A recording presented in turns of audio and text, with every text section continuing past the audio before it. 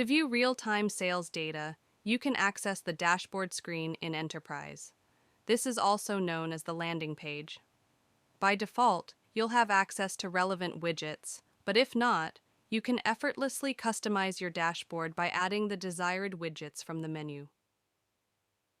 You can do this by clicking on the three dots in the top right-hand corner. Then click Edit Dashboard. Here you can click on Add Widget in the top right of the screen. It will bring up the widget menu. Simply select the widget you would like to add and click Submit. Then you can drag the widgets around and resize as desired. When you are done moving and resizing, you can click on the check mark in the top right to save. Then simply click the X icon to return to the dashboard screen. Once you've added your chosen widgets to the dashboard, you can refresh your data every 2 minutes using the convenient refresh icon provided on the dashboard.